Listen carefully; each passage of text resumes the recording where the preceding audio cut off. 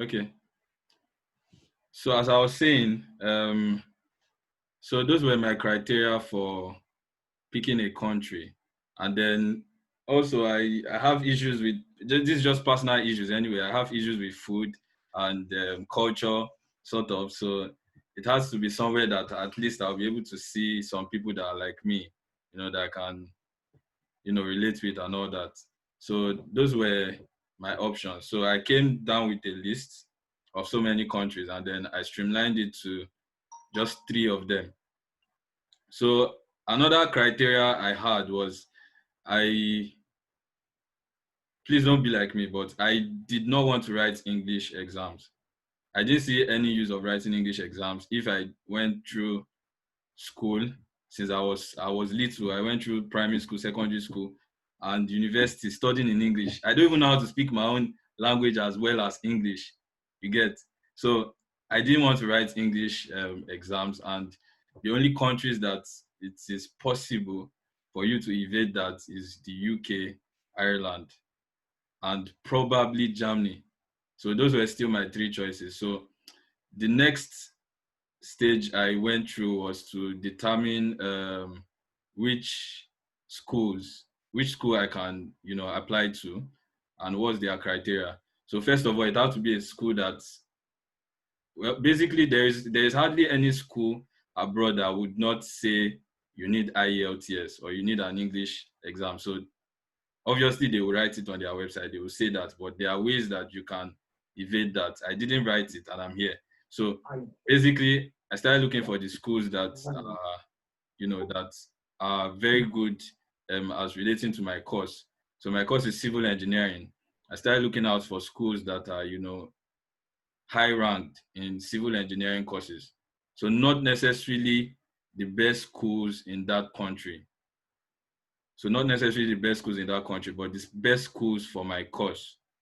So that was what I did. And then I streamlined it. My school is not top 10 in UK or top 50 even, but my school is ranked third in civil engineering courses in the UK. So that was why I came here. So basically, I made my research and then I applied. Now, if you remember, I told you I had a very, very low 2-2 in school, which was more like a third class. So how did I do it? I basically applied with my grade and then I wrote a very, very, very good motivation letter. The motivation letter states why the school should allow me to get an admission without writing an English exam.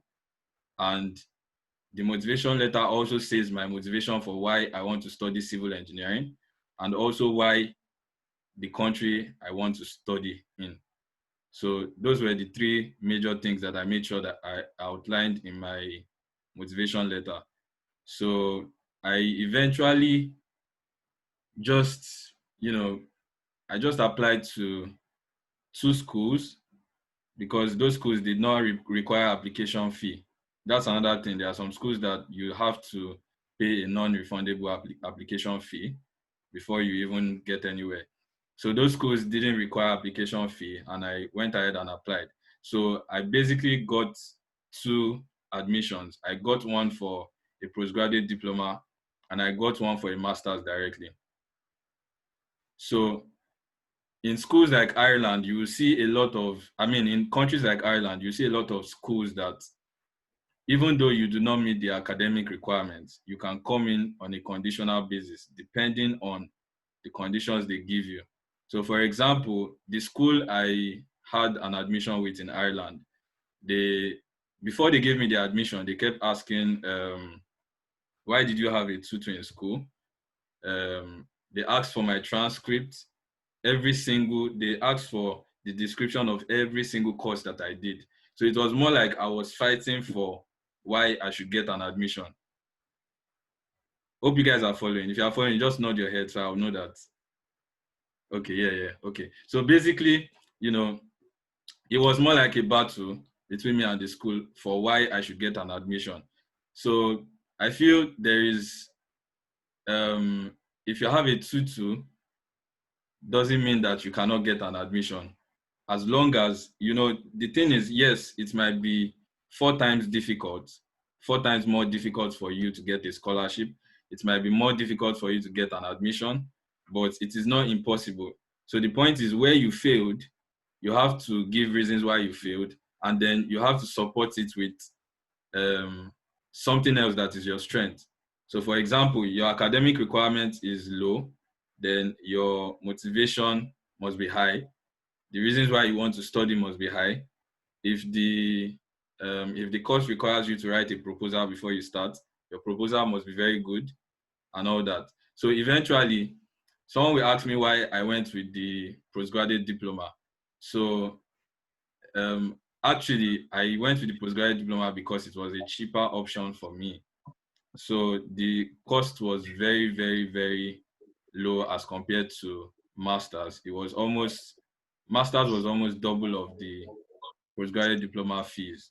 So I went in for that, and along the line, I I started classes, and it was, I wouldn't say, when I got to class the first day, I remember telling Tolu this. When I got to class the first day, I was like, yo, what is going on? What did they teach me in Nigeria?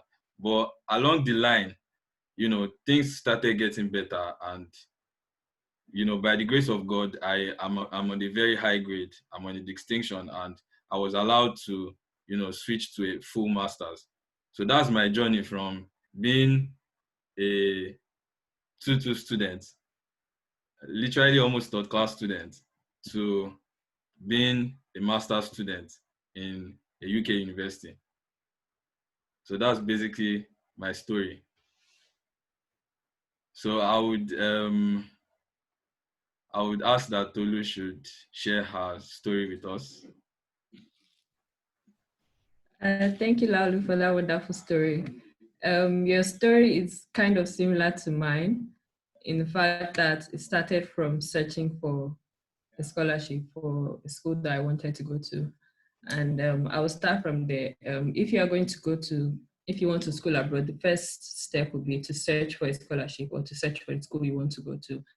And I think that's where a lot of people make mistakes, because if you go online and you search for fully funded scholarships for Nigerian students, for example, you get a search result with like over 1,000 responses. And the problem with that is it will take you forever to go through them to find the one you want. And then there are also some fishy websites that just want to scam you and get your money.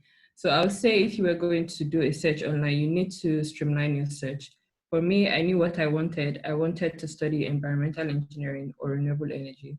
So those were my options. When I went online, I looked for scholarships that offered. I looked for scholarships that offered funding for this course. I found PTDF, and I found a list of other scholarships which I will attach at the end of this webinar. And then when I found PTDF, for example, I looked at the schools that PTDF were going to fund. And then I went on websites of each of these schools to find my course. And then I applied to the schools. So that's how I was able to streamline my search rather than going online and looking for fully funded scholarships. From one of the questions that Laolu sent to me before this webinar, someone was asking that, he said, I'm a basketball student and I want to get a scholarship based on my basketball skills. And that person might be tempted to just go online and Google basketball scholarship for international students. And that's a very tedious way to go through it. So I decided if I was this person, what I would do is I would go and look for for example, the inter-university basketball competitions in the UK, for example. I'll look at the schools that participated in that competition and then go to the websites of each of the schools. Most of the schools that do things like that, they usually offer scholarships to people that have those basketball talents, international students, whatever. And in that way, your search is streamlined already. And that totally saves you a lot of stress going around the internet. Honestly, there's a lot of stuff on the internet and you just overwhelm yourself trying to find the best fit for you. So you need to find a search system that works for you and stick with it. Secondly, another thing I did was when I was applying for scholarship, I had this tiny book. It was like a journal of some sort where I write down all the list of all the schools I needed to apply to, all the scholarships I needed to apply to also. It was like a planner for me, it helped me be on track. So on each page, I'll have the name of the school, I'll have whatever documents they required me to submit. I'll write down the deadlines. I'll write down the word count on the motivational letter, things like that. And I did that for every school and for every scholarship. And it might seem like a really little thing to do, but there's only so much you can keep in your head. You tend to forget things, you tend to overlook things. And little things like just writing it down and taking notes will help you keep track. Okay, I need to email this professor by this deadline to get so and so reference. And I did things like that. Also talking about like the motivational letter, Laolu shed a bit of light on that. And I think that's one of the most important things. I've been reviewing some motivational letters for like a while now. Some people send me their motivational letters, and some of the issues I noticed was that people tend to become, excuse me, a bit vague when you're describing your statement of purpose. And I also made that mistake. Okay, so I'm currently at Imperial College, but before I got in here, I applied twice. And the first time I was rejected. And when I wrote that motivational letter the first time, I wrote that I wanted to study renewable energy because I thought this course will help me transform the electricity sector, the energy sector in Nigeria, and you write they are really great dreams, really great aspirations. But you see people writing things like, I want to transform the policy sector. I want to improve the educational sector in Nigeria. Good and fine. They are great, but they are quite vague because anybody could write that. And if you really want to stand out to write a motivational letter, you need to write a story. I like to think of writing motivational letters as if I'm talking to a friend. And just think of it that way. Whoever is reading a motivational letter wants to be interested in what you're saying. So just imagine you're gisting your friend. Exactly. What would your friend want to hear about? So the second time I was writing to Imperial College, I started to write a story. I didn't talk about those big dreams. I just wrote a little story about a challenge I was facing at my place of work. Not too much fuss, not too much serene. And I just went straight to the point. This is the challenge I face, and I think this course will give me better knowledge on how to improve this challenge. Not too much. I didn't go into like all those big fancy things, and to be honest, that worked for me. And even when after I got admission, one of my lecturers walked up to me and told me he really liked my story, and I think that speaks for itself. So keep that in mind. Try to you stand out by telling a story and by being yourself, and in a way that makes it interesting to your reader. Lastly, um, it won't be fair to talk about my journey to Imperial College without talking about like the failures and the setbacks I experienced on the way. I graduated from my undergrad in 2016, and I did not get an admission until 2019. So that was 3 years of consecutively trying. I kid you not, I applied to over 20 to 25 universities and about 15 scholarships. Every single time I was getting a sorry to inform you email, we regret to inform you, rejection emails. And this is it's just part of the journey. It's part of the process. It is going to be a tough process. It was not easy for me. It was not easy for anyone. Rejections are just part of the process, and you shouldn't let it overwhelm you. The first time I got my rejection email, I felt so heartbroken. I was at NYC camp and I thought it was the end of the world. But after that, I just grew a thick skin. It's part of it. And I kept on applying for like that for 3 years until finally I got just one and a half positive email. The half was a waiting list, and even till today they haven't gotten back to me. But that one was what made all the difference. So you just need to know, like, even when you try and keep trying. Don't let that overwhelm you. Eventually, I think something will come out. So I think I've been talking for a while now, and I think I'll stop here and let someone else talk. Thank Thank you you for very much, listening. Tolu. Yeah. Also, I will take questions now before we continue. And just to add to what she said, because she mentioned something about work. As a 2-2 student, where we don't meet the standard academically, we have to show it by work experience. That's a very good way of, showing the school your motivation, work experience. Is Bolaji here? Bolaji, please, if you are here, can you just say something? Yeah, I'm here. Oh, okay. Thank you for coming. So I'll just take the questions now. Jude. Please go ahead and ask your question. Unmute yourself. Let the question start with somebody else while I prepare my questions, please. Sir? Let somebody else start while I prepare my questions. Okay. The second Jude, Chiazukam.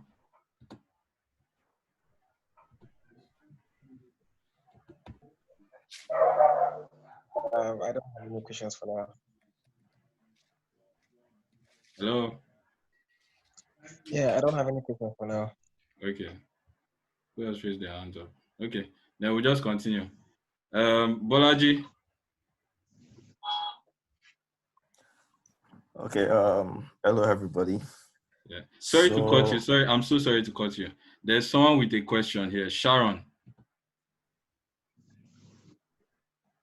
Sharon, please, can you go ahead and ask your question?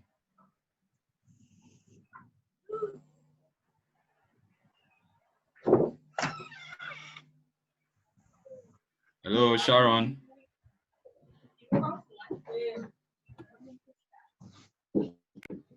Okay, I'll just move to who is Techno WX3P.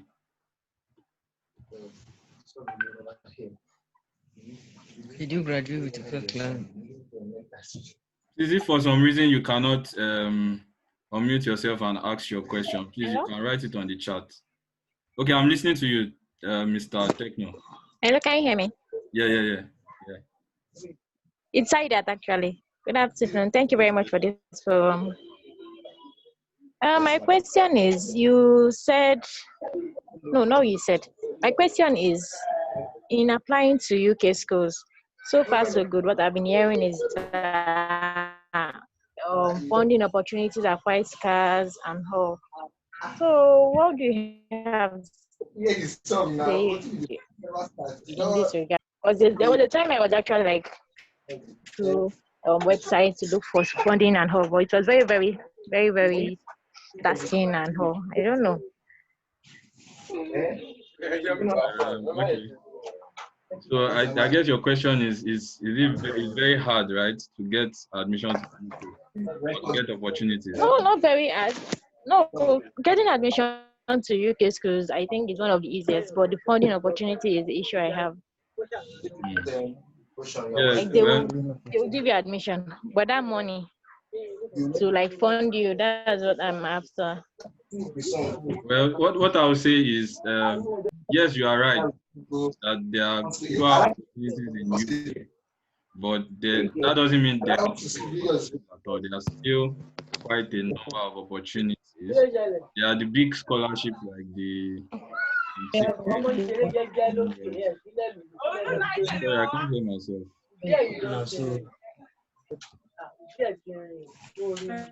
Okay, so there are the big scholarships like the Commonwealth, Chevening, and all that. But there are also, one thing I know that UK does is a lot of the schools give discounts.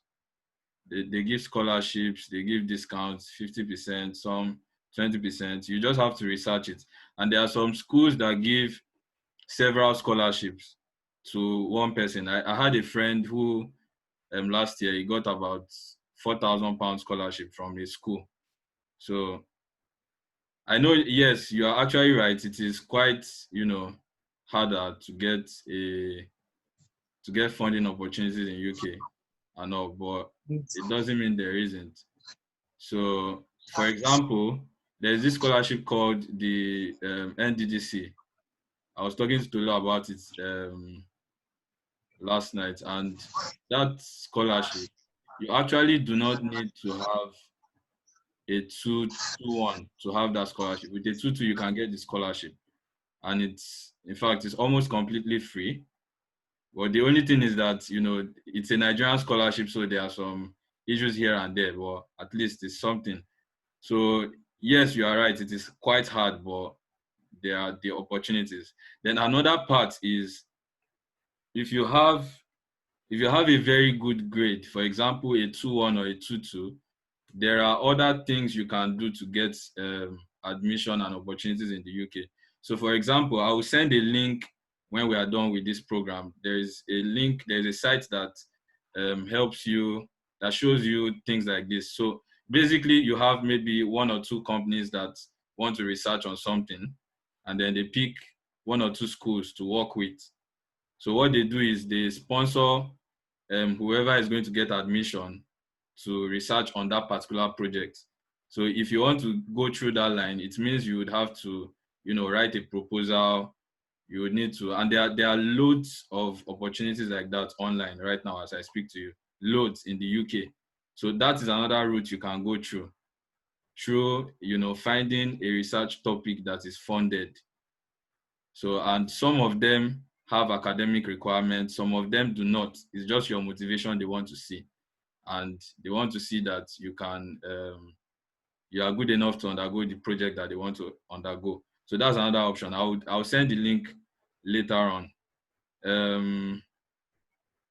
Sharon, are you ready for your question now?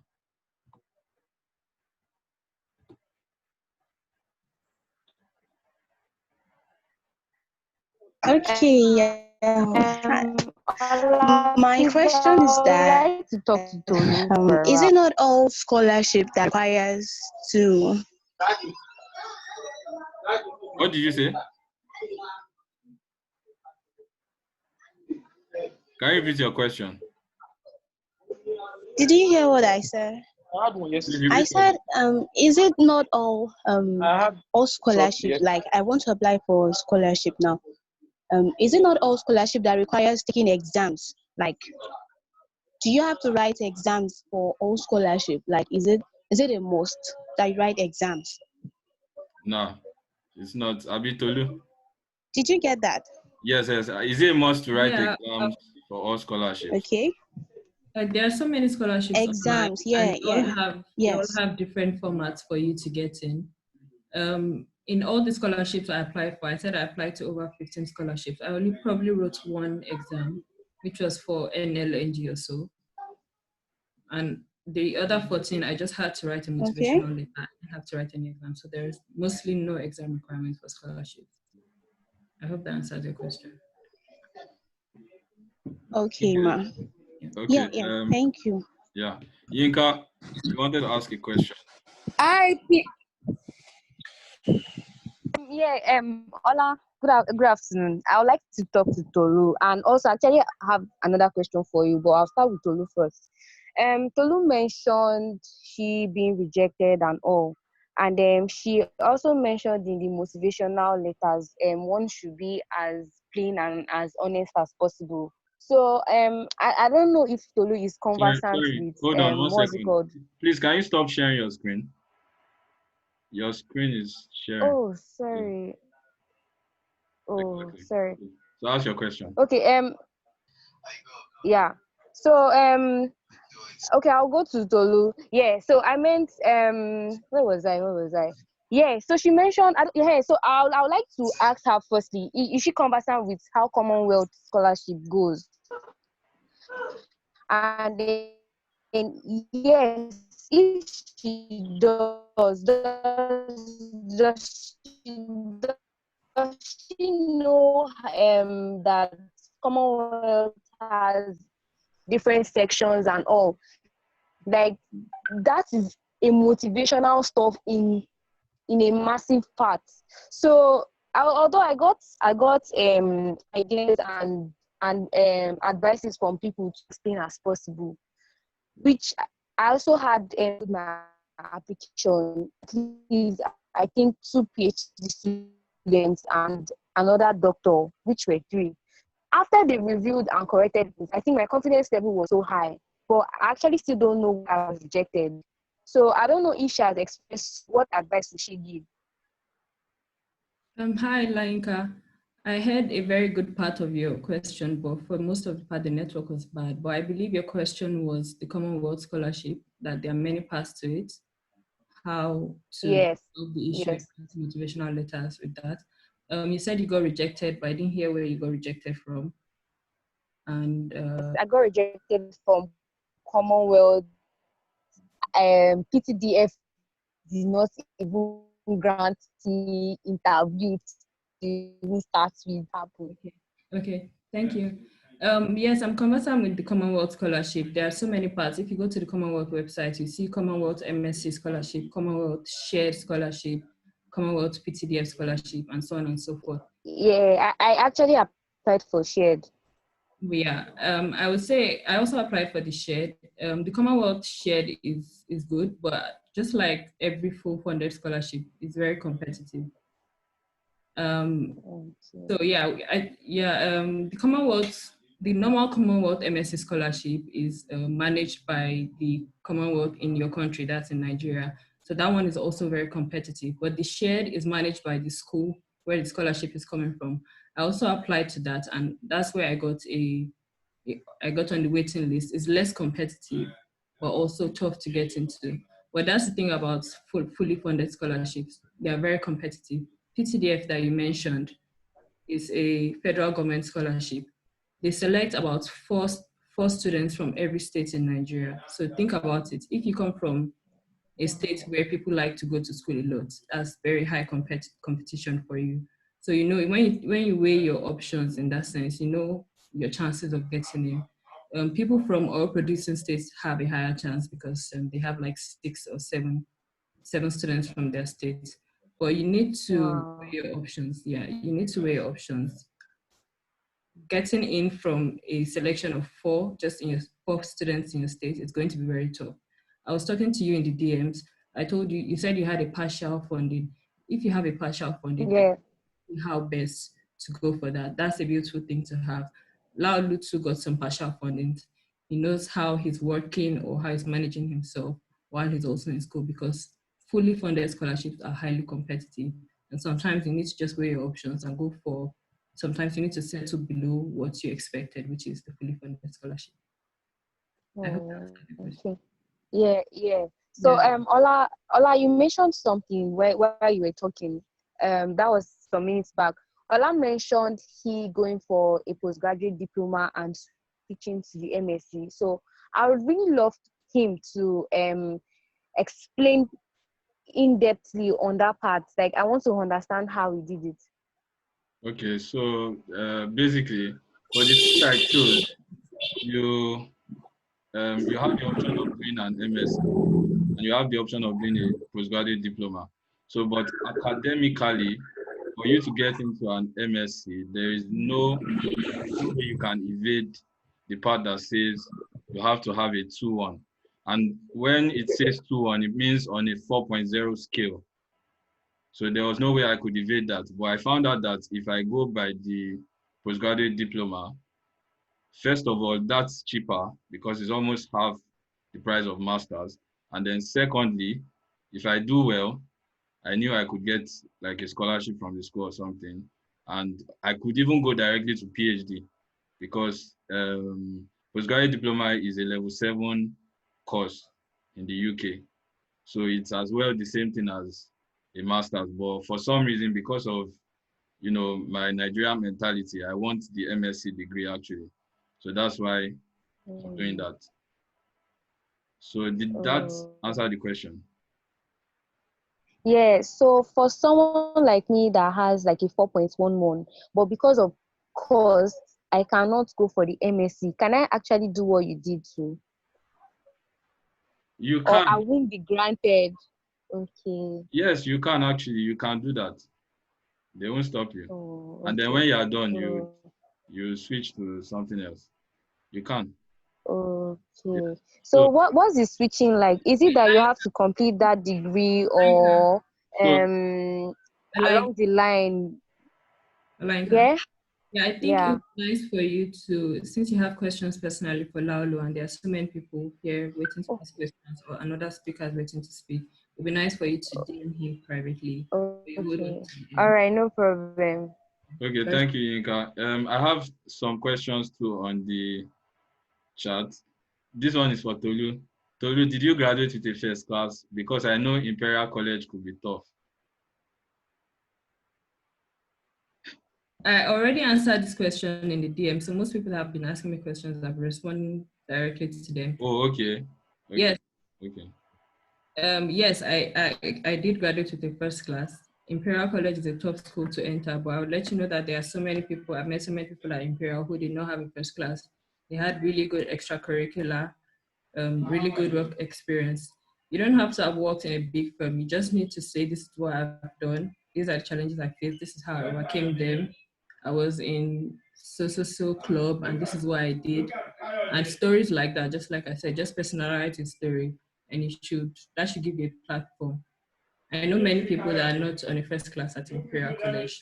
They just were able to tell a very good story and they leverage that. So yeah. So I'll just use that, what you just said, to answer this question that says, Olaoluwa, I want you to reiterate the 3 points I mentioned about my motivation letter. So I said, for me, I didn't see the need for writing an English exam because I went to English schools. So the first thing for me was I had to clearly state it in my motivation letter that I do not need to write IELTS or any other type of exam. And then secondly, I was able to tell them exactly why I had the type of grade I had. And, and then thirdly, my motivation for civil engineering in itself. So I think those are the 3 points I mentioned. And then also my work experience and what I've been able to gain from work too. So someone asked, Tolu, I don't know if you've answered this question. Someone asked if how undergraduate scholarship is. Because I'm a master's student, I haven't really focused on undergraduate scholarships, but I know a few Nigerian students at Imperial College on undergraduate scholarships. So I think that's Kike Lomo. I will reach out to the people I know and I'll get back to you. Thank you. Okay. You don't need to write IELTS for all schools in UK. That person that asked this question.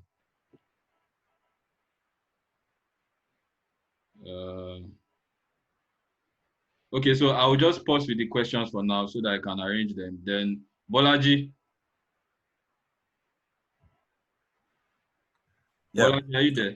Okay, yeah, please just share your experience with us, please. And if you don't mind also, we can like see your face. Okay, I'm a little rough, but okay. Yeah, so I'm Bolaji Lawal, and I studied civil engineering in Unilag with Laolu, and Lawal, I greet you. Who's that? I greet you too. So yeah.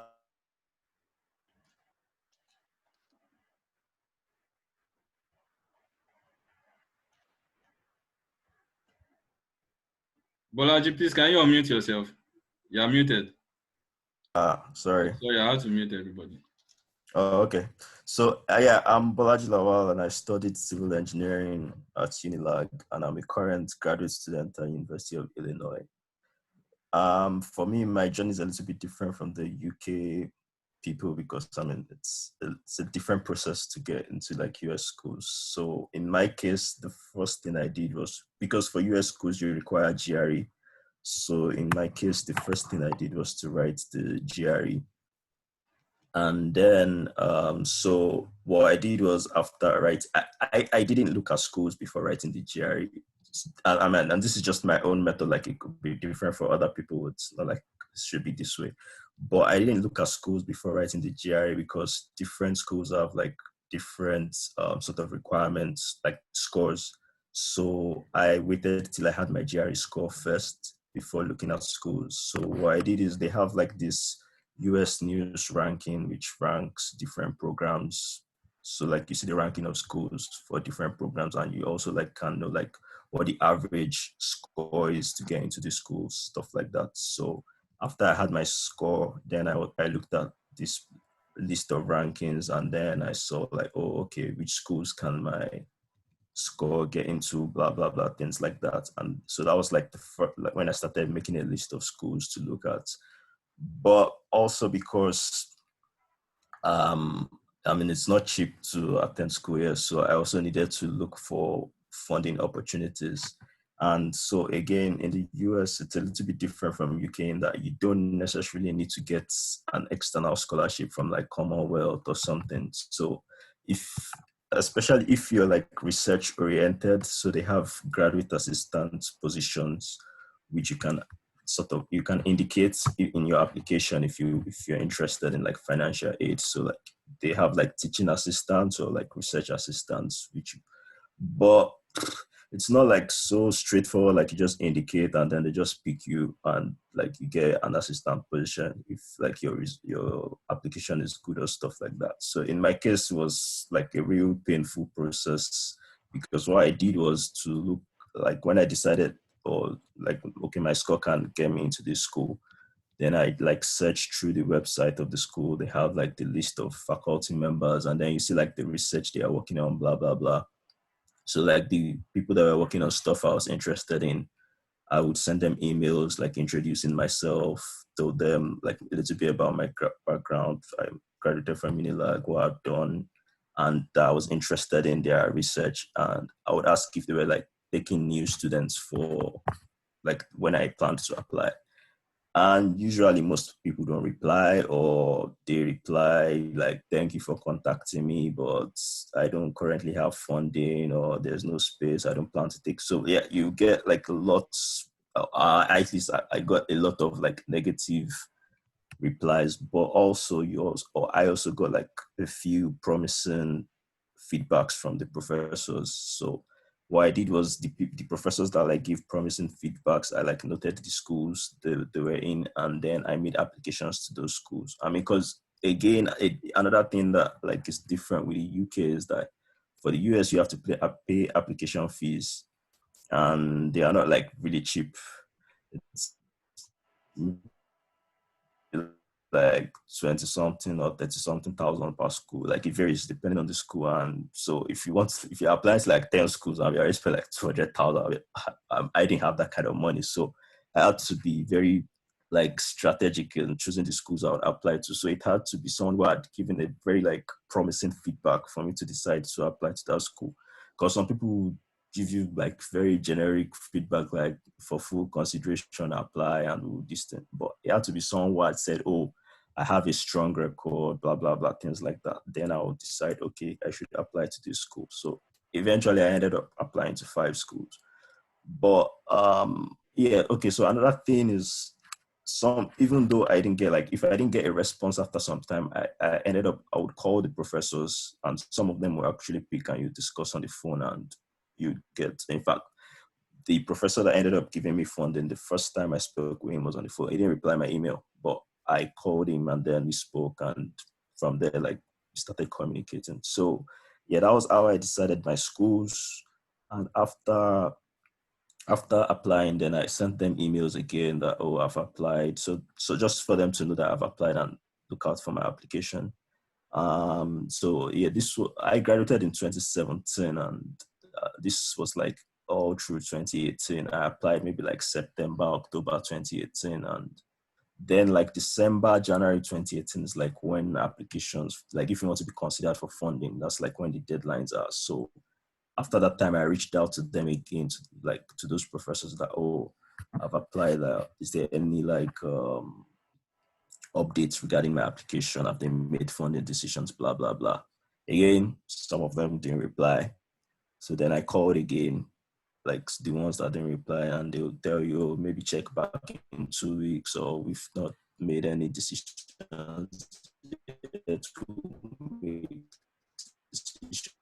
So basically that was how, and then eventually I was lucky enough to get some professor who offered me a research assistantship. So basically it gives you a tuition waiver, and then you also get some monthly stipend for working, like you work on a research project for them and then you get paid. So that's how the assistantship package works.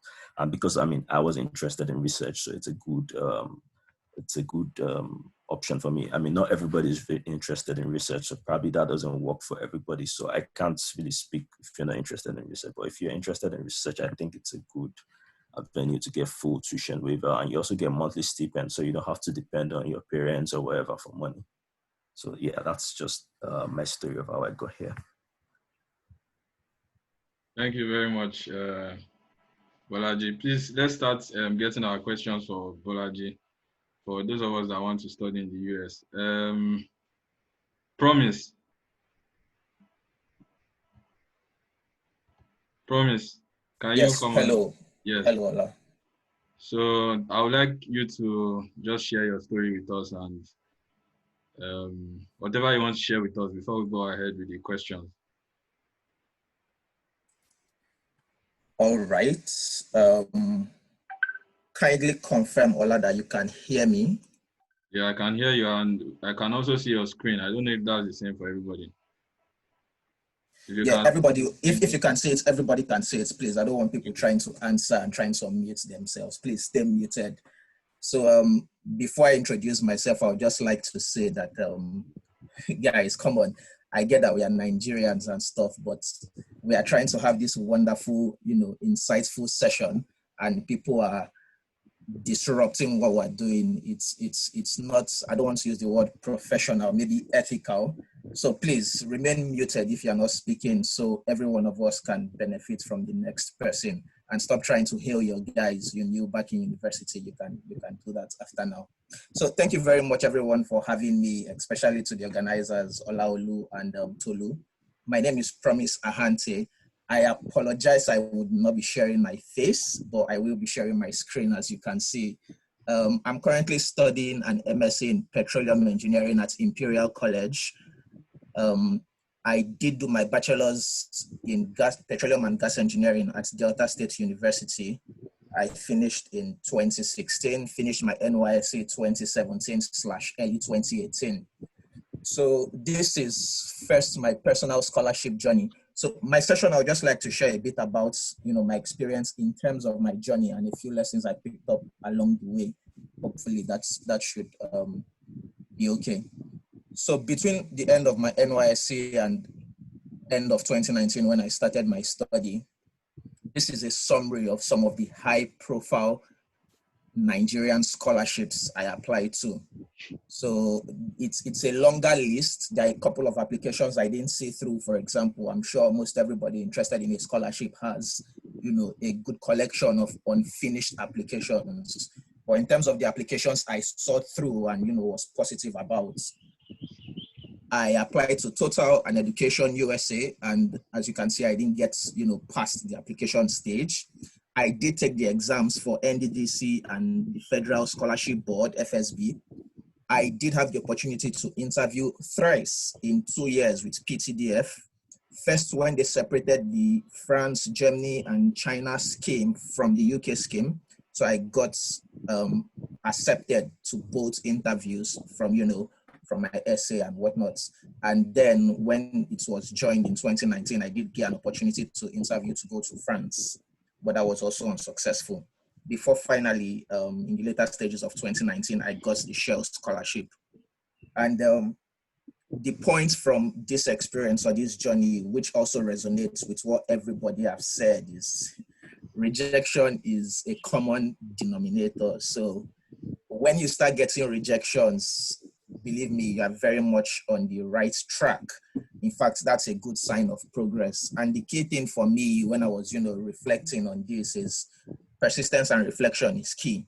So it's always good to look back on what you think you did well and what you think perhaps did not go very well in your applications, and try to take the learning from that experience and apply it to the next step. And then the next thing I would like to share is my small 4-step process to getting a scholarship. And I saw a couple of questions. For example, the person who asked about still being a student and some of the things you can start doing to boost your chances. So anyone who is still a student or you're a recent graduate, to me, you should be thinking along this line. So the first thing is information. The very first thing I heard when I came on was when Tolu was advising how to get smart about, finding the right information for you, trying to search for the right opportunities, because it can be quite overwhelming when you just delve online and start searching for, how to get a scholarship. But this is what I would say. You have to put in the work. There is no two ways about it. If you are hungry enough, then you should be willing to put in the effort to scamper the internet, turn it upside down to find the opportunities that will be right for you. if you can work smart, better for you, but you will have to put in the hard work. There's some questions that have been asked today that could have been answered from a single Google search. LinkedIn gets overlooked as a place to find scholarship opportunities, but you will get tangible information from them. You could also subscribe to scholarship information websites, and you get timelines of when scholarships are coming out. If you followed a lot of scholarships this year and you can, pinpoint what their requirements are, you can start preparing yourself for the same schemes next year. And some examples, for example, from LinkedIn is there's this guy who I follow, and he has this thing where he trains people on how to excel, especially in writing essays for some of these, big scholarships, fully funded scholarships. Bolaji Lawal also spoke about taking the GRE if you want to go to, I think, maybe Canada or the United States. There's also this organization on LinkedIn that sponsor people. So that 20,000, that 30,000 you need to pay, or even more, to take these exams, they can sponsor you for free. You can take this GRE, you can take TOEFL, and it's free for Nigerians on LinkedIn. All you have to do is get this information and apply.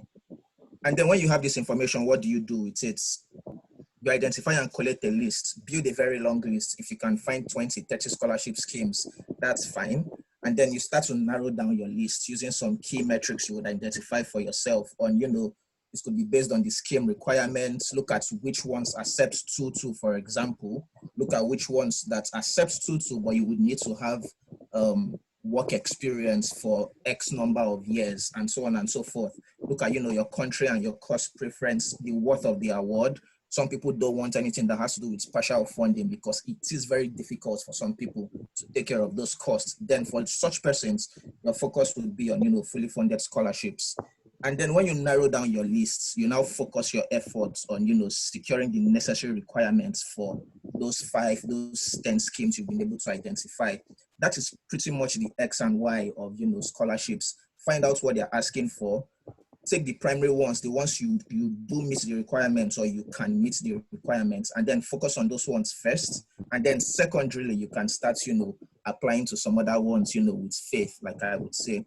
And then finally, you try to gain as much insight and information about the process, like what we're doing now. Try to find past scholars, try to, gain extra information about the tests, about the interviews, about the stages, just, in the bid to be selected over the next person, because of course all these things are very competitive, and you have to be thorough. In my opinion, like I said, I have so many scholarships I wasn't that thorough with. I just maybe sent in a very good, well-worded essay, and you have to be very thorough. You have to, like I said, go out there and seek that information. Sometimes you could work, for months, for weeks on one essay. You need to put in that kind of work to make sure, you're not just applying or giving watery applications. You're trying to do your best to see your application process through and for it to be as best representative of you and your ambitions as possible.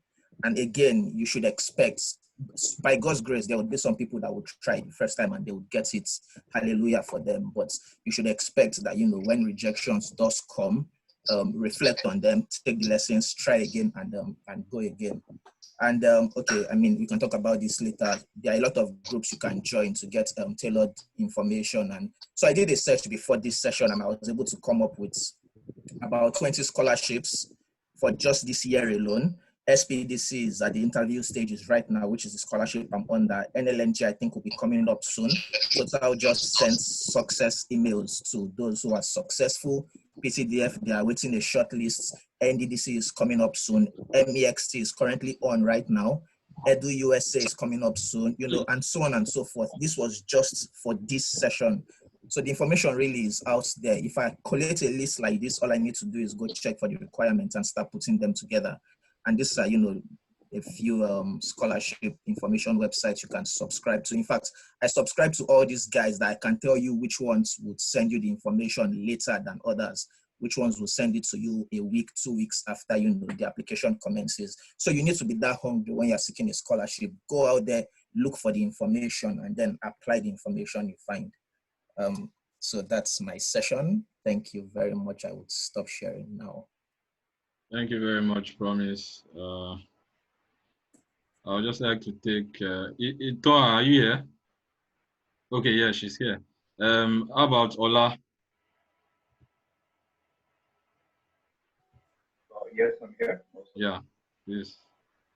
Can you just go ahead with share your experience with us, please? By the way, Ola is from Germany.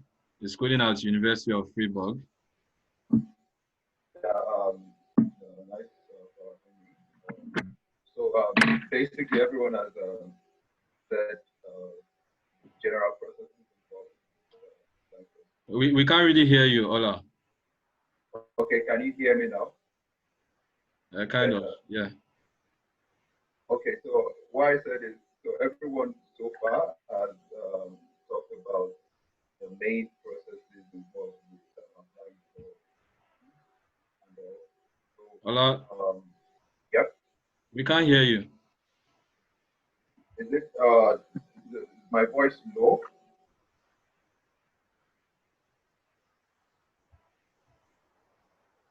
Can you hear me now? Yeah, I can't, but faintly. Okay, give me a moment. I change audio devices.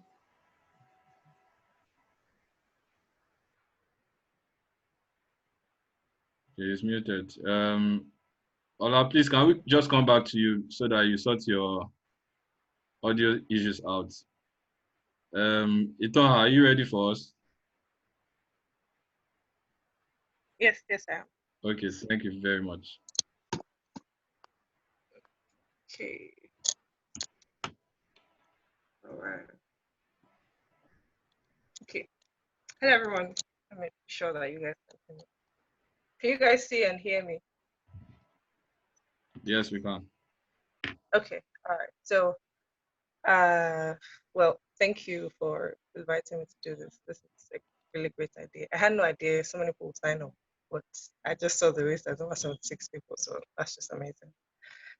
So my name is Itoha Edupolo. I just finished a master's in agriculture, environment, and sustainability science from the University of Texas, Rio Grande Valley.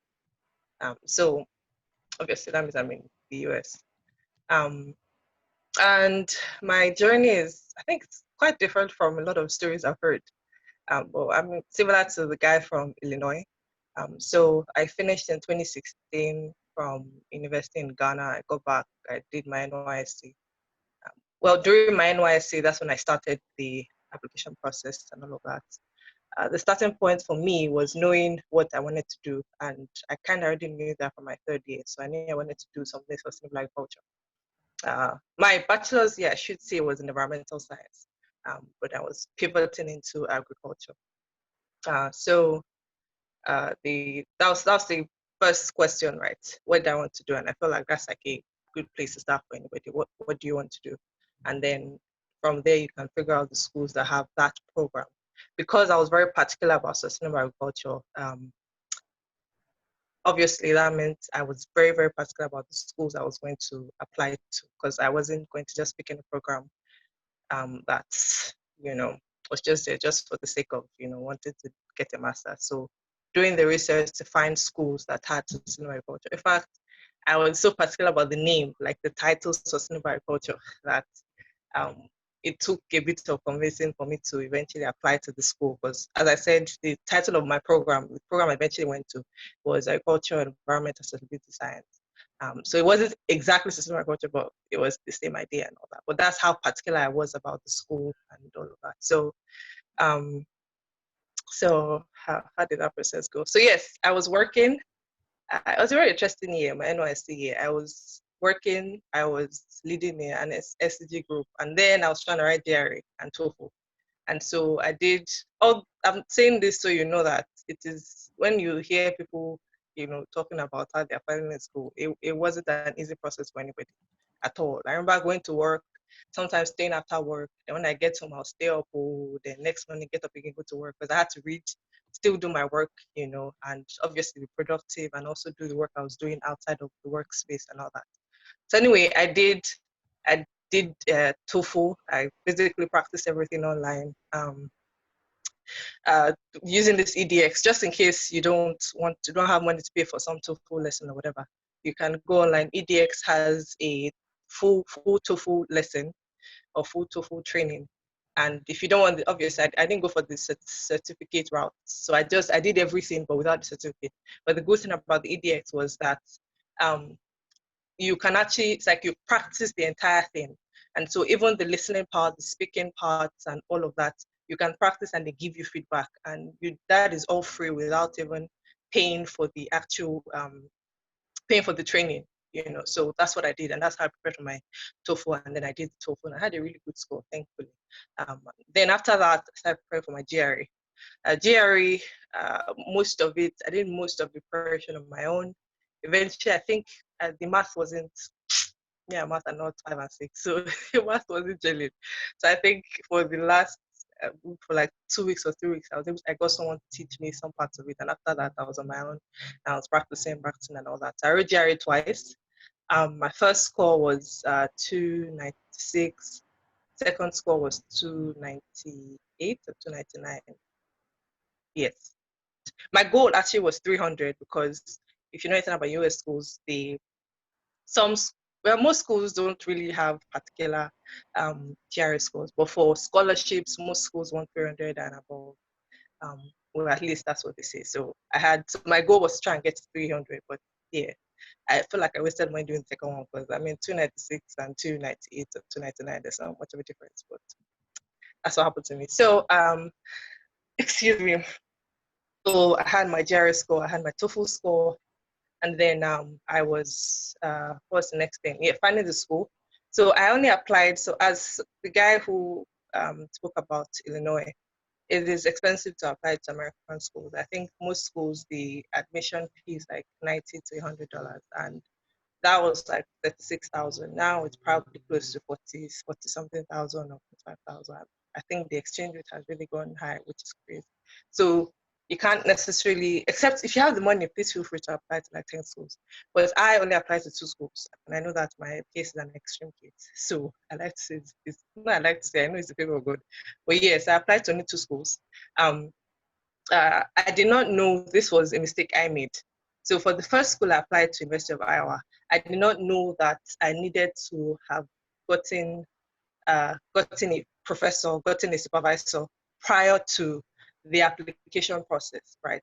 So I had finished, the application process, all of that, and they said it was a good application and all that, but they couldn't, give me the application. And I think their reason was because I did not have somebody who would take me in, and that's when I realized that I needed to have already gotten a professor, somebody who would be willing to supervise me and all that. So obviously we took that lesson into the next application.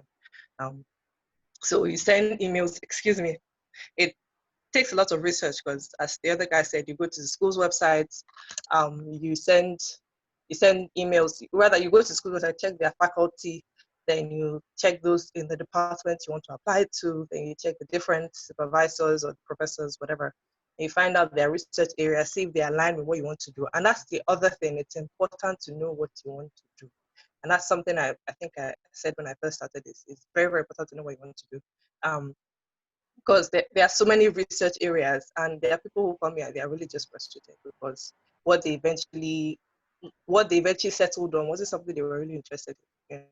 And it would be terrible to do all that effort, come here, spend the time to get a degree that you will not use. Like, it's just a waste of time. So please don't do that to yourself. Find out what you really want to do. And it's attractive to a supervisor, to a professor, when you can tell them, oh, these are the things I have interest in, they align with the things you have written, I have seen some of your papers, and you actually just Google their names, go to Google Scholar, a lot of their names are there, and you can see the research they've worked on. Oh, I saw this, your paper and all of that. And these are talking points in your first email to the person saying that you want to work with them, so that's kind of what I did. So I found out somebody in the school where I eventually just finished from. I sent him an email and all of that, and so I got the admission.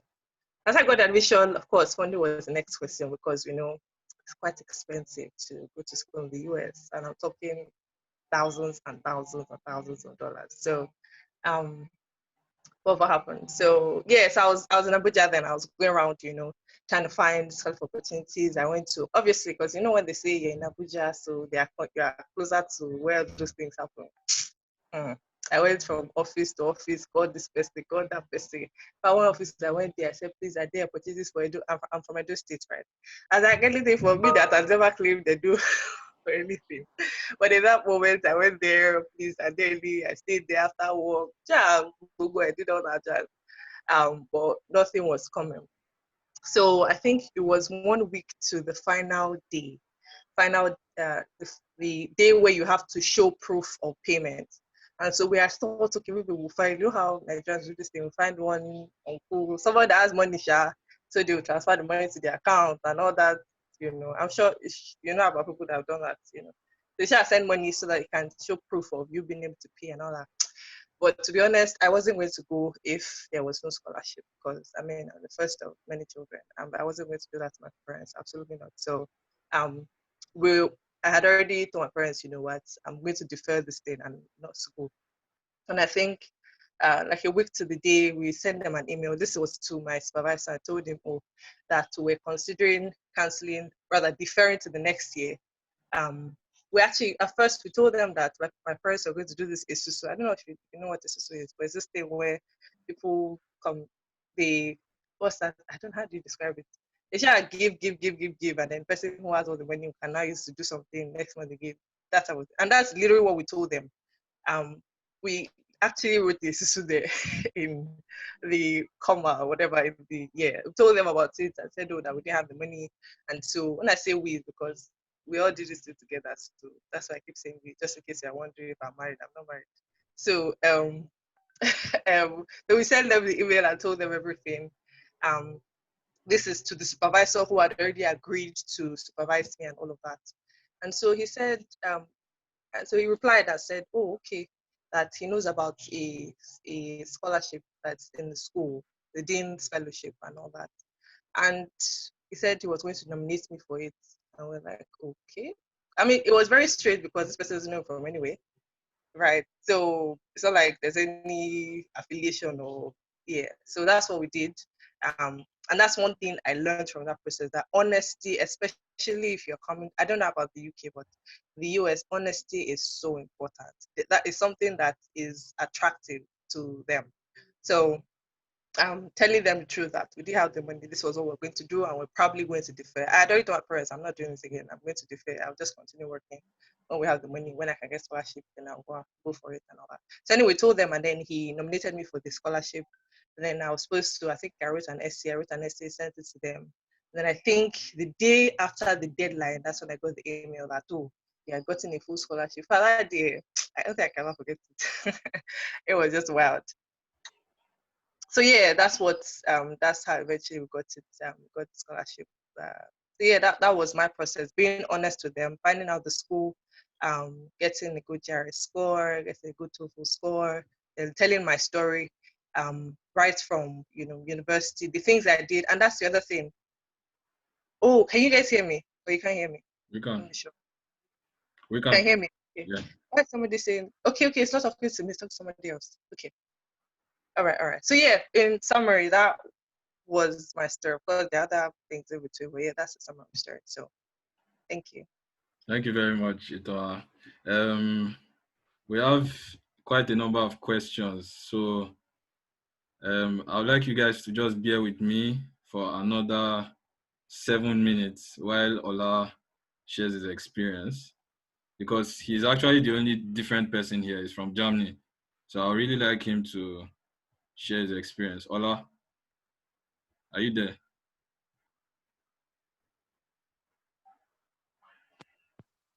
Hello?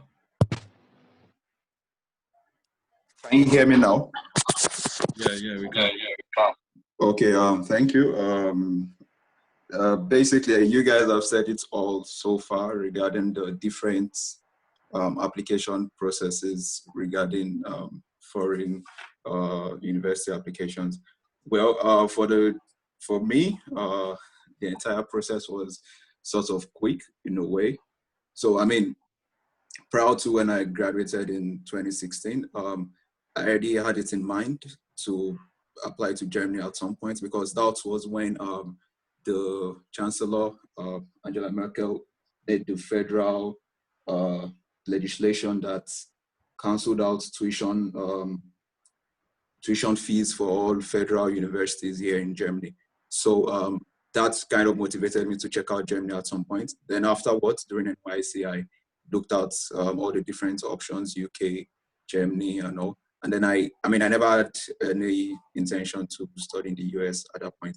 And then I noticed, okay, for the UK schools, tuition was quite high, and you are more reliant on having to get a scholarship and all. But then for Germany, the main money you'll be spending really is the living expenses. So I weighed the two, and then I put in the effort to try to see if I could apply for some scholarships and all.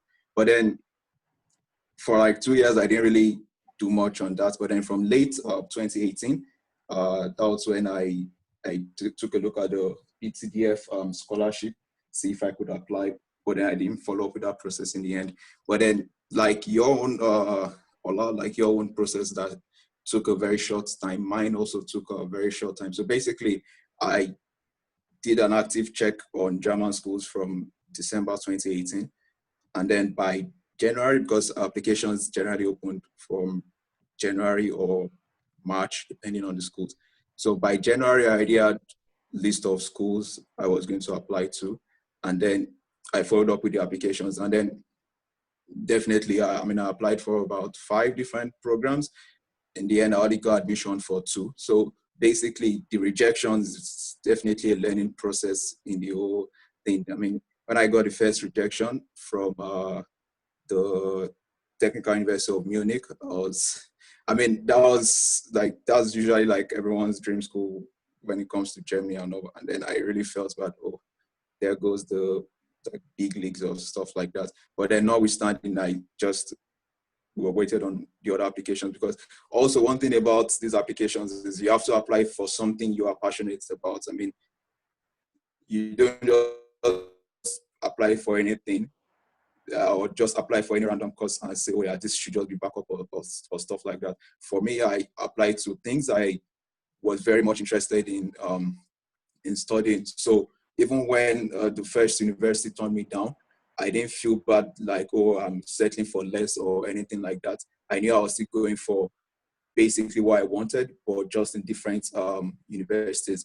So I followed up with the other applications, some other rejections came, and then I got the admissions. Now, the tricky thing about my process was that now in Germany, the tuition-free legislation only applies to, I think, 13 out of the 16 states. So there are a couple of states or thereabouts who, for non-EU students, you have to pay a tuition fee of 1,500 euros per month. Now, incidentally for me, one of the admissions was in a school where you have to pay this fee. And that was now the school that was my first choice among these 2 admissions, the school I really wanted to go, which is where I am right now, the University of Freiburg. So at that point when I got the admission, I thought to myself, well, basically I can go for the other school, or if I really want to go for this school, then I need to find a way around the cost of the tuition. So what did I do? I went on LinkedIn. I searched for Nigerian students. So I just used keyword search, put Nigeria, and I put the school name. So it got me a list of Nigerian students who are actually in this school or who have studied here. And then incidentally, I saw a couple of Nigerians who also took who were active students in my current course also. So I reached out to them. I didn't just send a connection request. So I sent that, and then I also sent a full request about, oh, this is where I am right now, and then I asked about the tuition and all the other ways around it. And then incidentally told me that yes, yeah, you can actually apply for a waiver, because now it's not advertised generally on universities' websites when you're applying that, oh yes, you can get this or not. You have to know about it. So that's where the extra push from my end came into play. So So when I spoke with these guys and they told me about how I can actually apply for a tuition fee waiver based on the fact that I'm coming from an African country, so to say. And then also in the end, I found out the application was somewhat grade dependent, but then it wasn't very, the requirements was not so high because here we use a 4-point scale, but it's in reverse. So 1 point is the highest scale. And then they place the waiver application at, I think, 2.5 or 2.9. I think 2.9. They put the waiver application at 2.9. So 2.9 in the Nigerian scale is, I think, maybe from, I think, 2.2 or thereabouts. So I just, then I followed up with the process and applied, and then I got the tuition waiver. Now, regarding the living expenses, so that's the tricky part where if you can afford the money, because the money is about 10,500 euros for living expenses, it's your money for 1 year. It's just a way to certify that if you come in as a student here, you can survive on your own at least for a year. Although in the end, you get to work while you're a student at some point.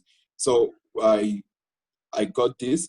For me, I raised the funds, helter skelter, family members, friends, just like found a way to gather the entire funds and did that.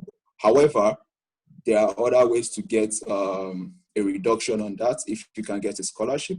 Now there's the foreign scholarship with the German Academic Exchange Service, the DAD scholarship. For that, you get it fully covered, so you don't even spend any amount throughout the entire process. But then there's another scholarship called the Deutschland Stipendium. Now, this covers about 4,000 euros of that 10,000 amount, so you only need to cover the rest by yourself. So those were the options, but for me, I just covered, I covered the entire cost on my end. So I think for Germany, I think that's, yeah. So just to be clear, the 10,000 you made mention of, it's just for them to see your bank statement, right? Okay, so I clarify on that. It's more like you kind of pay it into escrow. So it's not to show, actually, it's legit money. So basically there's something called a blocked account. So it's like a two-step way of getting your money. So while you are in Nigeria, once you have your, because this blocked account is actually at the visa process, not even the admission process. Applying to the schools is different. You get admission and all with the usual ways, motivation letter and all. But this comes after you certain with the admission, everything is sorted. Now for the visa process. So what happens with the blocked account is that while you're in Nigeria, you open an account here in Germany. So there are specific banks, there are only two banks, Fintiba and Deutsche Bank, who offer these services. So so now when you put this 10,000 in a blocked account, you apply for the visa.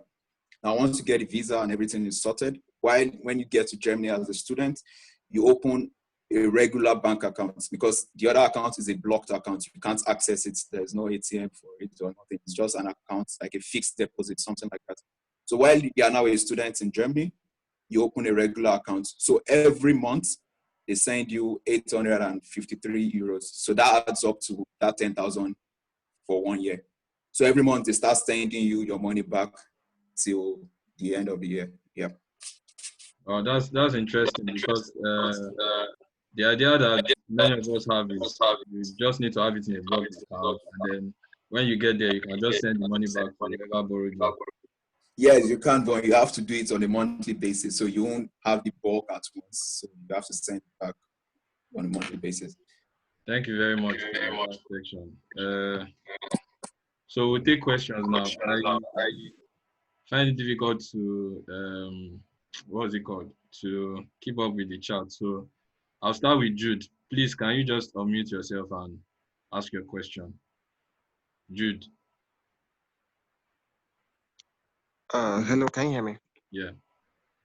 Okay, yeah, thank you. So I want to ask those two questions. Okay, just one question. How, I actually got admission into Canada and USA last year. Can you hear me? Hello. Keep going, keep going. Okay. I got admission to Canada and US last year, but that was like the first stage. I would like you guys to like maybe throw a little more light on the visa process actually, because that's actually where it's really a little bit difficult. Because you might have actually know someone who actually got a scholarship, got everything, but the visa was the problem. Is there like a way around that? Then secondly, for you, Laolu, in UK, how is it easy? Like, is it easy to settle down when you get there?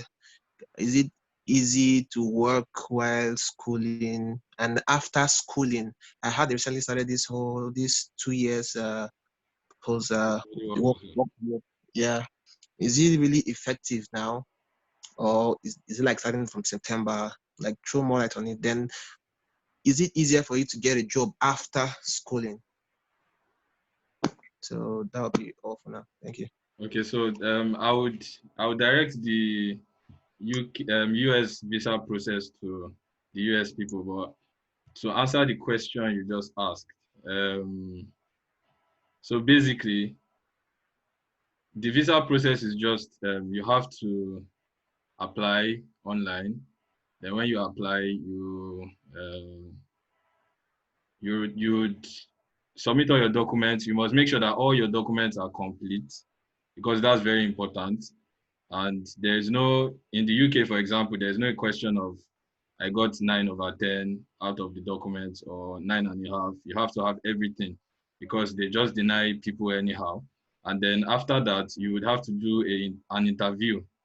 So basically, I can probably after the lesson, I can offer interview tips about that. So you need to learn how to do the interview. And then after the interview, you wait for your visa. So basically, when you're applying online, you're applying directly to the UK government website. Then when you are doing the interview, you are doing it through a third party called TLS. So that's where you have to go to Ikeja or the island to go and do your interview and all that. So is it hard? I would not say it's hard.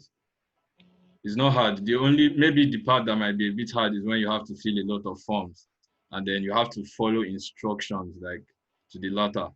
But is it scary? Yes, it's quite scary because what I always tell people is apart from you working out and getting everything right, you need to pray because it's really, it's not just a direct thing. So then about survival. So personally, I told you that I came in for a postgraduate diploma and I was able to raise about half of my postgraduate diploma fees in Nigeria.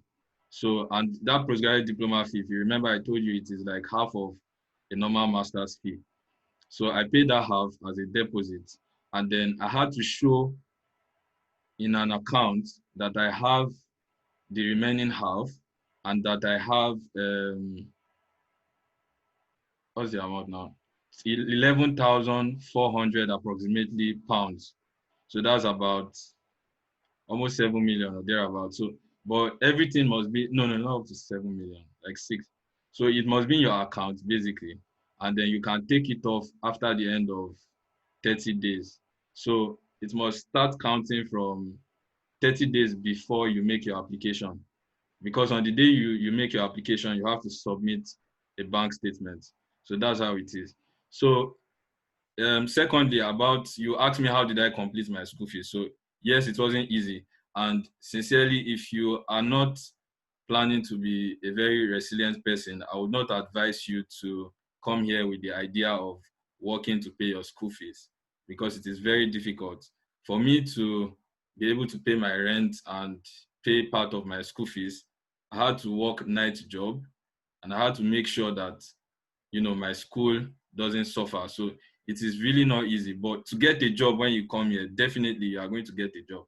And as a Nigerian, there's nothing you cannot do. We can wash toilets. We can, sell. I did sandwich making in a restaurant, and I made very good money. That was enough for me to, shop and pay my rent and pay off the rest of my school fees. So that's another option. Another option is taking a loan. I think US is more loan friendly, but I would not advise you to do this if you are not ready to like struggle. If you want it easy for you, then don't even look this part at all. But it's not like this part is impossible. So I think US is more loan friendly, but you can also get loans in the UK. There are two loans like that you can get, private loans, but get you need to know someone in the UK to be a guarantor for you. And then, but it's just for the person to just be a guarantor. So in case maybe you run out of the UK or something, they can hold someone responsible for that. And those kind of loans are very, very good. You just have to pay during your school, you have to pay just about £5, which is just about 7,000 naira, between the time you school and when you complete your school. So after you complete your school, they can even give you 2 months free of charge without paying the loan till you get a job. When you get a job, then you start paying like maybe £200 a month. That's another option. So, but I would advise you to explore all options before doing that. And then, yeah, so basically I am in London, so I can tell you that from what I'm saying, like London is the most expensive place in the UK. Like it's really, really expensive. Like the 11,000 I mentioned, if you are somewhere else in the UK, the amount you would have to show is probably 9,000 or so. School fees here is like double of what it is somewhere else. So things are expensive in London. But if you explore other areas in UK, you can find cheaper schools and then, you know, everything cheaper. So my advice is do not come to work don't come here with the intention of working to pay your school fees if you have not explored all options, because it can be really, really tough. It can be really tough. I know someone who right now is trying to work and pay his school fees, and his coursework is suffering for it. So it is not a very easy thing. So I think I've answered your question, Jude. So Samuel Jude also had a question. Samuel Jude. Jude had a question about the US embassy. Yeah, US. Something. So I don't know if someone has a response to that. Bolaji or Itoha. Itoha, do you want to? Sure. Excuse me. I didn't quite get his question, but I think he just wanted to know how the visa process is. Can you please confirm? Jude, can you confirm your question again? It's like the question is, how easy is it to get the visa, and is there a way to actually improve your chances? Because I know people who had scholarships, who had everything checked out, and they were rejected. Are there like tips on how to do that? And is there like also time you need to apply in order for you to get your visa before the school resumes, like maybe a month or 2 months before, 3 months before? Yeah, but that's the question. Okay. Where do I start answering that? Well, so in my case, I had to do it last minute because everything happened in a rush. So it was even a whole miracle that I was able to get a date. But if you have time, if you can do it earlier, you want to have, let's say, like 2 months or 3 months, possibly, to first of all get the date, get an actual date so that you can go. You want to ensure that all your passports, is up to date. You have a passport that is not going to expire, for the end of the program, possibly, so that you avoid any possible immigration problems in the future. You want to ensure that you, excuse me, that you have all your documents, as in everything to the T. You want to have every single thing they can possibly ask for. And then, in fact, I'd share my story of when I went to the embassy in Lagos. So I went there, and then they had started the process. They basically take everything away from you, and you go there with only your documents. And so you can hear all the questions they're going to ask. You can hear everybody's conversation, really. And I don't know if that is deliberate to, I don't know if that's it's an effort to make people panic, so that if you are going there for a wrong reason, it will come out by just because of the tension, because there was a lot of tension. So you can actually hear everybody say, sorry, you have been rejected. Sorry, you can hear it. That's how crazy it was. And so I think 2 people before me, but everybody before me was rejected. That's how wild it was. And but I got so nervous, I dropped my papers and I had to pick them back up. And then I noticed the girl that was ahead of me, she already had admission, she had everything. But then they were asking her about her family in the US. And she wasn't too clear about some things. And that was something I observed in, I think, a few other people, that because you can, like I said, you can hear the interviews, other people's interviews in the hall. It's not like it's quiet and it's only you and the person now. It's you're talking to one person, but everybody can hear that conversation. So what was I saying again? So yes, that was the girl's issue. She couldn't answer, oh, so if you have family there, where are they? What exactly are they doing? Why are they doing that? You know, and I think she was moving with an undergrad program. I think she had gotten scholarship. She had everything, like every single thing, and she didn't get the visa. And it was simply because she couldn't answer those questions. So who are your family members there? Where are they? Where exactly in the US are they? And these are questions I feel like you need to have answers to. Ensure that you know all of those details. If you have siblings there, where are they? What exactly are they doing? If you have a cousin here, you need to know if you have gone there before. When did you go there? What did you go there for? Those type of questions. You want to be sure of your entire background. You know, so that is something I feel like a lot of Nigerians don't prepare for, being able to answer those extra questions. Apart from having the documents and all of that, knowing, okay, I have an auntie here, this is best. If you're planning to go and meet somebody or somebody is supposed to pick you up, whatever the case may be, you want to have all of those answers and you want to be able to confidently answer them. If anything is shady and there is some sort of, these people are actually trained, just in case you know, they are trained to be able to pick out people, any shady thing, right? And so if there's a lie somewhere inside there and there is an obvious lack of confidence, then they will be able to pick that out. And like I told you, the process is almost, I am thoroughly convinced that the process is psychologically designed to make you make you very tense. And so you won't even be able to, you know, reply on time. So yeah, that's just to say that ensure that you have all of those details. And I feel like that will greatly improve your chances. Of course, pray about it. Yeah, so that's it. Okay, thank you very much. That was very... Taufik, you have a question. Unmute yourself.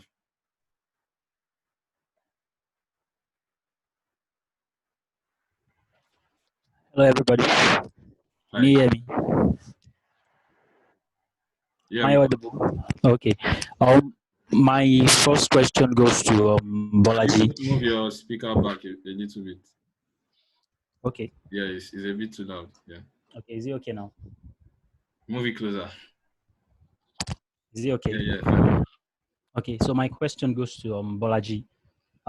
He said something about emailing the professors and he wasn't getting response, so he decided to call them. So I would like to get what was the conversation like? How did he go about telling them what he wants and all that? Was it the same way the email goes, or there's a type of way you have to start a conversation to get the professors or the potential advisors interested in the convo? Then a second conversation I would like to ask, probably like a general question. There's this thing about your motivational letter, or say letter of introduction or something, call it different names. There's like a paragraph where you have to talk about maybe link your job, maybe if you're currently working, or say your past experience with your what's it called, with the course you're interested in studying, while also relating it with probably the professors you've identified in the schools. So I think this mostly apply to maybe the US schools. I don't know much about the UK admission. So I would like to ask if there's been anybody that has a work that does not relate to the course they intend to study, have they been able to relate their particular profession at the moment to that course while writing their motivational letter? So because there's a little bit of confusion I get when trying to draft this motivation letter, and the course I'm eyeing does not really have anything to do with what I'm presently doing or what I've probably done in the past. So there's this, what else do I do? And then there's this thing I've been saying, you should not lie on your letter of introduction, because it can be cut out flat when you do that. Then my last question would be to Ola in Germany. Is he saying applying for Germany, you don't need any exams, no TOEFL, no test of English? Like, what's the language barrier, stuff like that? I think that's all. Well, those were good questions actually. So, Bolaji, did you get the question that was directed to you? Yes, I did. Okay, please. Yeah, so in terms of calling them, for me, yeah, so basically you introduce yourself again, like where you're from, who you are. And then I mentioned like immediately that, oh, I sent an email to them, like you referred to when you sent the email. And then I stated what, like the email was to find out if, they were taking students for blah, blah, blah, blah, basically sort of reiterating what was in the email, but short that, because then you're not giving like your whole background story, just so yeah. And then most of the time they ask, oh, what was your name again? And then they search for the email and probably read it. And then like, they respond, or they might say, send it again or something. Or they tell you send it again, and in the email tell them that you just spoke with them on the phone. I mean, so they usually have like a variety of response, but yeah, ideally you introduce yourself again and refer that, oh, you've already sent an email, and usually you get like good response.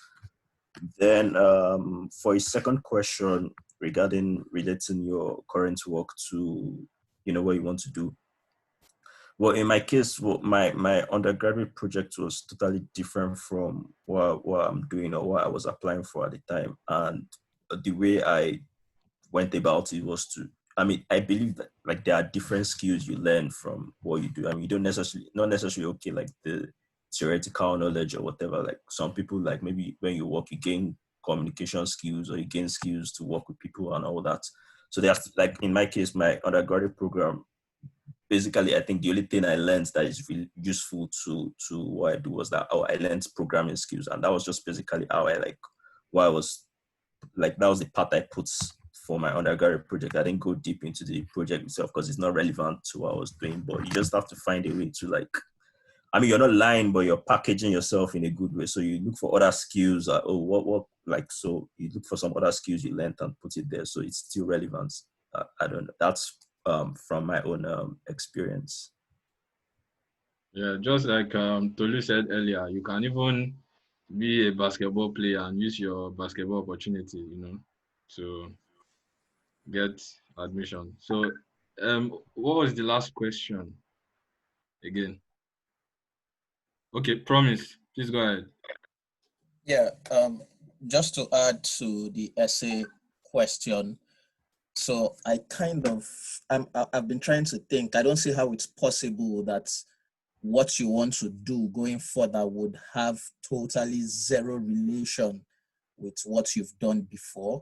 So I would always say this: if you can't write about a goat, tie the goat to a tree and write about the tree. I'm sure there must be a way you can create some sort of link. But in extreme cases where you are literally changing path, you understand, then it's good you communicate that. But then all you have to do is justify your reason. What are the things you've been exposed to that inform that decision of you wanting to change your path or your industry? Of course, a lot of things are changing in the world. In my industry, for example, it is not weird to see people wanting to do things that are totally different from oil and gas. But I think it will now just be for you to communicate, okay, I was exposed to this and that. I heard about, geothermal, and I'm now interested in geothermal. And these were the things that sparked my interest about it. And these are the areas about it I would like to delve into. So on the one hand, try your best to find a link. But if you cannot absolutely find a link, then let that honesty come through. What are the reasons that, informed your decision to want to change to this new thing? Communicate that, let it, show some clarity. I think that should perhaps help you. Okay, thank you very much. Promise. Taufik, is that all or? Yeah, I think the last question was directed to me. Okay. Yeah, so regarding the language tests and all, so basically a lot of schools, generally in Germany, they ask for TOEFL, and then if you specifically require ELTS for some specialized programs or something like that. However, I mean, just like you, Olaoluwa, also, I mean, I thought to myself, speaking English now of my life, I should not have to write these exams and all. So at the points like when I listed out the different programs and schools. So basically what I did on the program page, that's for the particular course, I sent an email to the contact email for that particular program, stating my case about how, oh yes, I'm from Nigeria, an English-speaking country. I don't think I would necessarily have to write this particular exam because all my education so far has totally been in English. So basically what they now ask is a letter from my institution, basically call it an English proficiency letter from your university, where they state that your entire bachelor's program was taught in English. So this was basically what I got from my university, and I added it to my application documents. And then also regarding language barriers. Now, one thing about coming to study in a country like Germany, where English is not the national language, basically you should have the willingness to learn a second language. But the key thing there is the willingness. You don't necessarily have to know the language before getting here. I mean, I know people who are here 1 year, 2 years, who don't have a full grasp on the language per se, but they are doing fine, they are working. And then also when it comes to, will I say, IT related courses or social sciences, whereby English is basically the international mode of communication. There's less stringence on the German requirements. So basically, where German comes to play is maybe if you go to stores or some other informal setting. But when it comes to really work setting, school setting, basically you do fine with English. But then in the end, you have to put in the personal effort to pick on the language. So communication is kind of easier for you when you move around the city and all. But then the language is not exactly a barrier in the grand scheme. Yeah. Okay, thank you very much, Ola. Someone asked, so I direct this question to any of the facilitators. Most of the people talking are from the science background. My friend, anyway, basically it's asking that are there opportunities for those in arts and management for scholarship?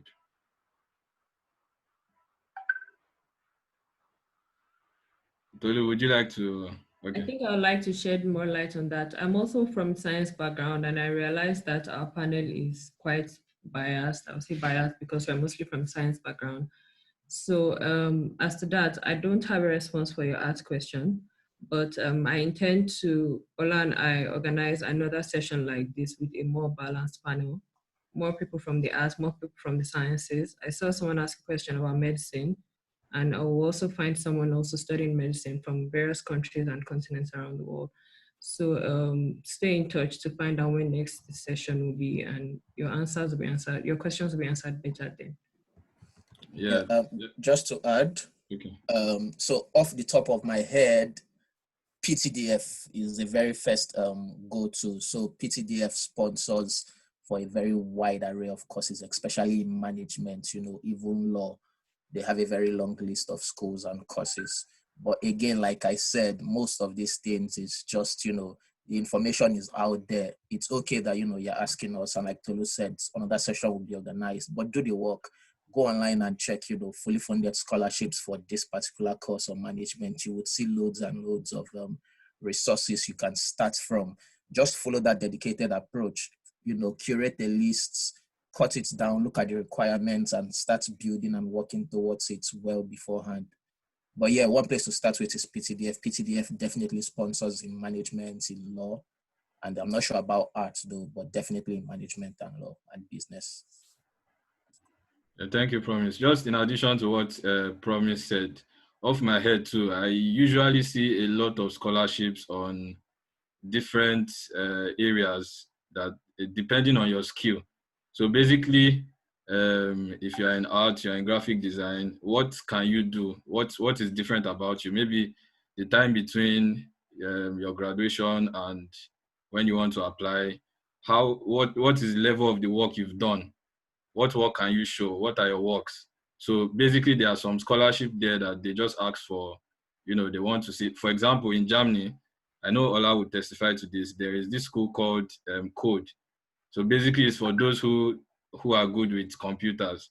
So all you need to do to get admission into that school is to make a video of your motivation, show your work, and then you get there and they'll give you scholarship. So it really depends on how much you've searched. But like Tolu said also, would probably organize another section sometime again. There is a question for Tolu.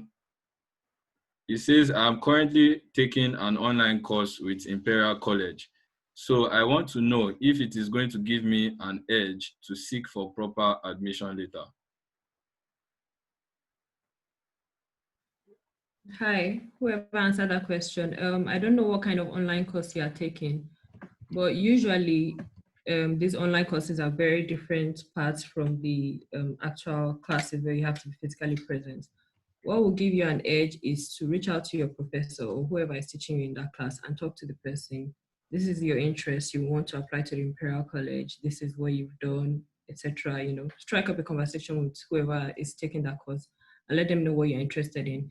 They might have some ideas for you. They might let you know what is available. Before you even strike up a conversation with the person, you should have gone to the Imperial website to find out the course you want to apply for and let the person know your intentions. Let them know that you've done your research and you just need their opinion or what support they can help you with. I would say that doing an online course does not really, well, you can write it in your CV and your motivational letter that you have done this at Imperial. That could give you an edge. But generally, I wouldn't say that it gives you much of an upper hand. Yeah. Okay. Also, is there any age limit for admission into these schools? In the UK, the age for going into university is 18, and I don't know. I don't think anybody here is below 18, but as far as you're above 18, I think you're fine. Okay, because also I think there was a question that someone was saying he wants to go into a second degree, but he wants to go into a second degree that is not related to his course. So like, what's the age limit? Because I once heard from someone who runs an agency that once you are, I think the person said 21 or something like that, you would probably be denied your visa, most likely, if you want to start a degree again. So I don't know if anybody can throw more light into this, because there are some people here that might want to maybe even redo the course they've done before again and go for a second degree, like in countries like Germany or something, and they want to know what is the age limit and is it a waste of time doing that? Could you repeat the question? So basically, I have a degree, but maybe it's a third class, and I really can't, use it for anything. It's very, very bad. So, but I want to do an undergraduate degree again. Is there an age limit for depending on which country? That's number one. Then, secondly, is it a waste of time, or is there another pathway for me? Okay, so my answer would come from a personal experience. I had a friend during NYSC, my girlfriend actually, who went to UI, and she graduated with a 2-1 from electrical and electronics engineering. And she was so dissatisfied with that 2-1 that she went to do another degree, not a master's. So she went to the United States and she did this combination degrees where it's a master's, but then it's 5 years. I think maybe 4 years or thereabouts. You have to mandatorily do an undergraduate first. At the end of the day, you'll be getting 2 degrees, an undergraduate and a master's. It was in finance anyway.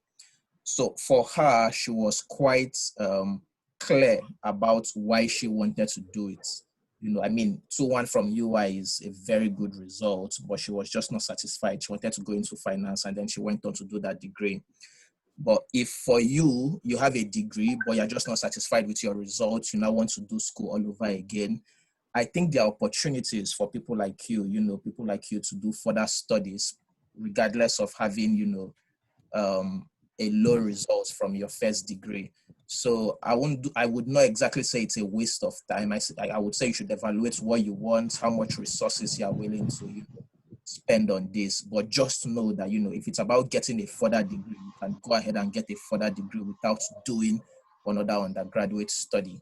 There are opportunities for people like you to, one of the reasons for doing a master's anyway is to boost your academic standing. So yeah, you could just go ahead and do that straight away without doing an undergraduate degree. That's my contribution. Okay, and do you know anything about age limits for undergraduates? About age limits, I don't think so. So I think I've seen age limits for scholarships. Some people may have, they say anybody between this age and 29 or 28. PTDF, I think, has an age limit for MSc. SPDC has an age limit for MSc. But in terms of the school you'll be going to, I'm not sure anyway, but in my experience, I'm in class with people that are like 40 years, because some people have been working for a while, they want to switch to a different career path, and they go do industry-specific professional courses, and that's allowed, you understand? So, just do your research. Scholarships mostly, I think, do age limits because of maybe the standing of the scholarship scheme. But for schools, I don't think so. But then again, check out for anyone you're applying to. Thank you very much. Marcus Abba, do you have a question? Yes, I have a question. Can you hear me? Yeah, go ahead, please.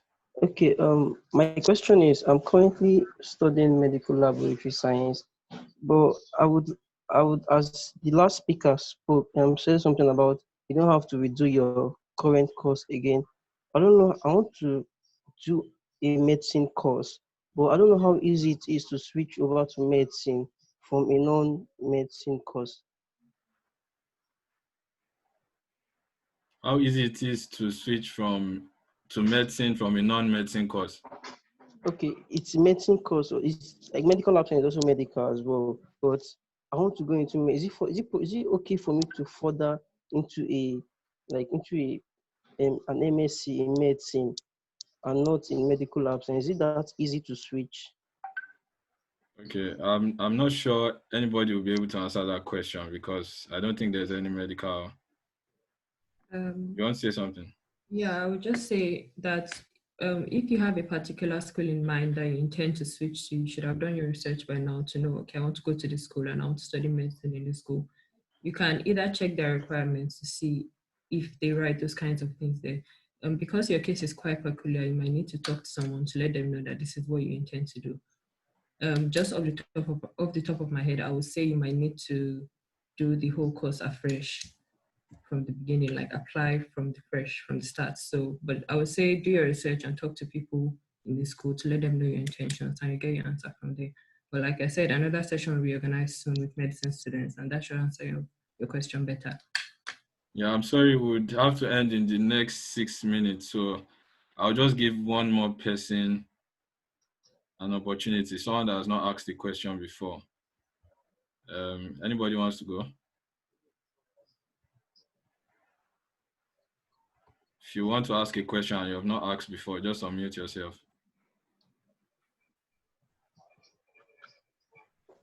Hello. Hi. I'm Philip. I want to ask someone with 2-2. Okay. Yeah, someone with 2-2. Is the person good to go in application of scholarship? Yeah, Because I so had a lot of, there will be like 2-1, 4 point something, and first class and all of that. 2-1 really don't have chances to actually get scholarship. I want to know, do people like that have chances to? yeah, so basically, yes, you still do, but no doubt it can be 5 times harder than someone who is on a first class. But it's not impossible. So you just have to do your research. So, like I said earlier in the meeting, where you are lacking in academic standard, you have to show it in another area. Experience. So, for example, I don't know, maybe it's a skill you have or something. You just have to show it, and then research on scholarships that focus on your skill and what you can do. So it's actually not impossible. Like, even there was this day I was just checking randomly and I just searched, okay, I have a third class.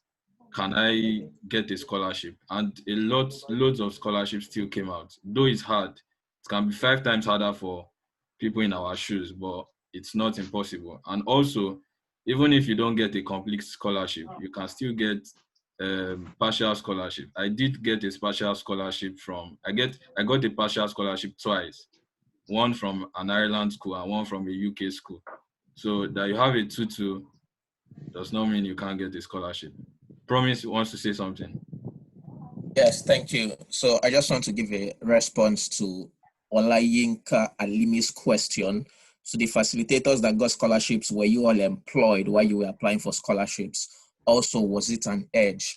Personally, I was employed when I applied to SPDC, the one that finally, awarded me a scholarship. And yes, I did work all throughout the 2 years I was applying to scholarships, like I showed you guys in terms of my journey. And it was a plus. So scholarships will always have people with very high academic standing, and the way people would be distinguished would be through, how well they can communicate their motivation, either through their motivation letter and all that, and how well they can communicate what stands them out in terms of work experiences, leadership experiences, volunteer works, and things like that. So even if you don't have a job, while applying for scholarships, please get busy. Try to build a portfolio of things that would make you an, all-round credible candidate. I was actively involved while I was in school in societal activities, especially the ones that were pertaining to my industry. So like I said, I'm studying petroleum engineering. I have something called the Society of Petroleum Engineers, and I was serving pretty much all throughout my school years. After school too, I was volunteering, and these were the things that just, I had situations to show. I had numbers to, describe. I worked in this, there was this setback. I attacked it by doing this, and this was the outcome. This was my reflection, and so on and so forth. So yes, you can go ahead and get scholarships while you're working. And in fact, I think it's even beneficial because then you would have tangible experiences to share that would distinguish you over the other candidates.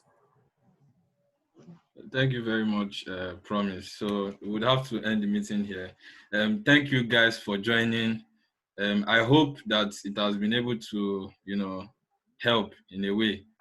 So, and we would also try to organize another section. Please send your email to the phone number on the flyer, and then you can just give one sentence feedback about how this went and what you would like to see again.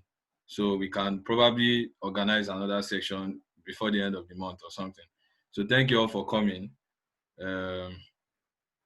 So we can just exit. All right, bye. Bye, guys. And thank you so much, facilitators. Thank you so much for coming. Thank you for your time. God bless you. Bye. Thank you. Bye. Thanks, everyone. Bye. Thank you. That was very insightful. Thank you, guys. Bye-bye. Thank you, All right, guys. Bye.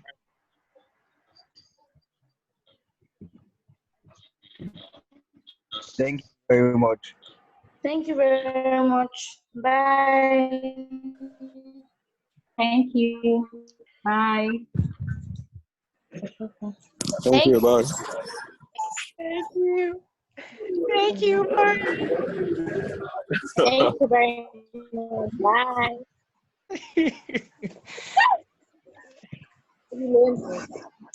Thank you very much. Bye. Thank you. Thanks, guys. Bye. Thank you. Thank you. Thank you very much. Bye.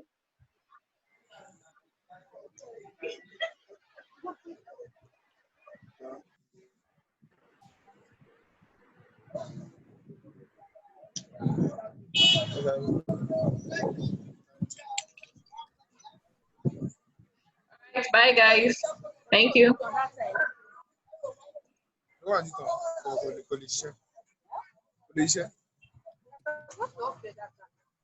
if it's not your data?